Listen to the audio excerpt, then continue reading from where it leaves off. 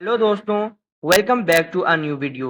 आज की वीडियो में हम बात करेंगे ऑपरेशन सिंदूर में पाकिस्तान एयरफोर्स ने किन एरियाज में इंडियन एयरफोर्स पर क्लियरली सुपीरियरिटी शो की, और कुछ ऐसे एस्पेक्ट्स भी कवर करेंगे जहां इंप्रूवमेंट की जरूरत है। So let get started. सबसे पहले बात करेंगे कि किस तरह पाकिस्तान एयरफोर्स ने एक कंप्लीट किल चेन स्टैब्लिश की, जिसकी वजह से इंडिया के 7 फाइटर जेट्स और 1 Israeli heroin drone shoot down हुए बिना अपने एसेट्स को एक्सपोज किए। पाकिस्तान एयरफोर्स ने यूज किया एक ABC integrated multi domain electronic warfare strategy. Layer A में था ground based early warning infrastructure, जिसमें इंक्लूड था पावरफुल YLC-8E रडार जो अप टू 900 किलोमीटर तक हॉस्टाइल एयरक्राफ्ट डिटेक्ट कर सकता है।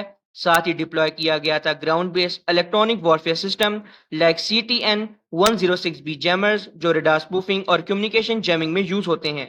लेयर बी में एयरबोर्न सर्वेलेंस और बैटलफील्ड मैनेजमेंट के लिए साब 2000 early warning and control systems थे और मॉडिफाइड ZDK-3 कराक्रम ईगल जिनको स्टैंड ऑफ जैमर रोल में पार्शली मॉडिफाई किया गया था।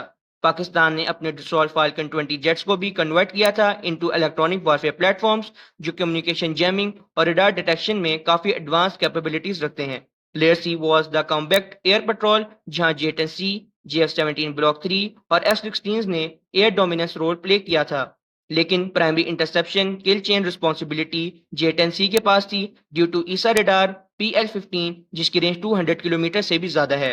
Working was simple.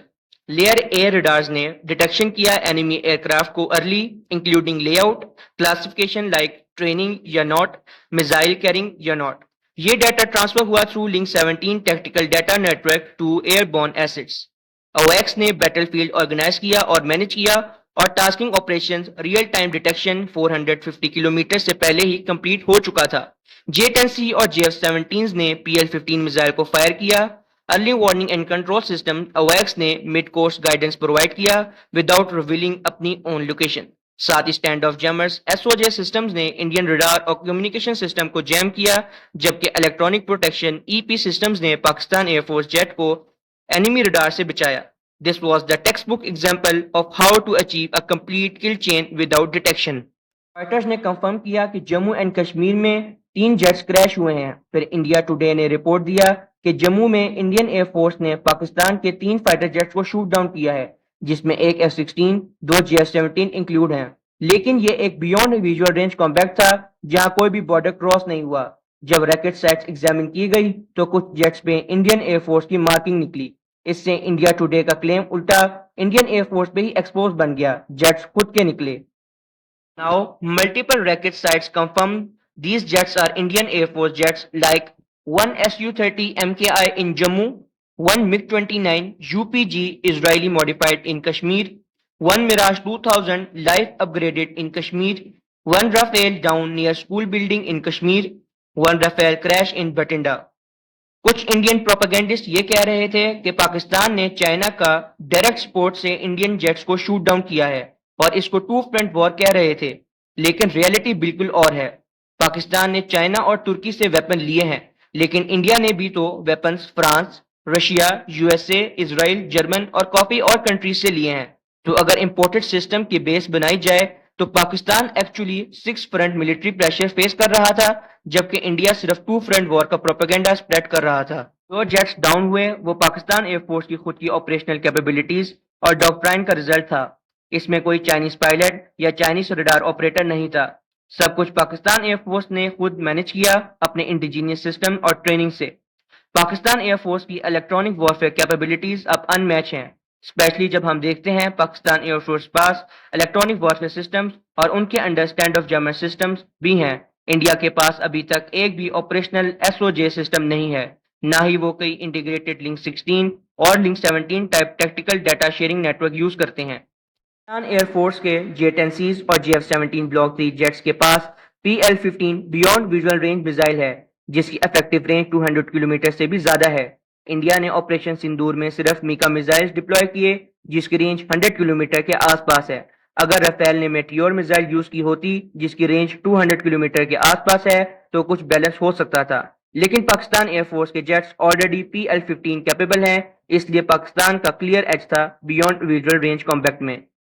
बैटलफील्ड में जहां चाइना का इनडायरेक्ट بٹ پاورفل سپورٹ ہے وہ ہے سائبر وارفیئر۔ وار کے ماڈرن فیز میں سائبر ڈومین ایک الگ ہی فرنٹ بن چکا ہے۔ صرف چائنا ہی نہیں، پاکستان سائبر ڈومین میں ٹاپ 5 ایتھیکل ہیکنگ نیشنز میں شامل ہے۔ ساتھ ہی بلیک ہیٹ ہیکنگ میں ایگزسٹ کرتا ہے، جہاں پاکستان، انڈونیشیا، ملیشیا، بنگلہ دیش، ایران، ترکی، موروکو اور چائنا کے ہیکرز کوآرڈینیٹ یا الائنڈ ہوتے ہیں۔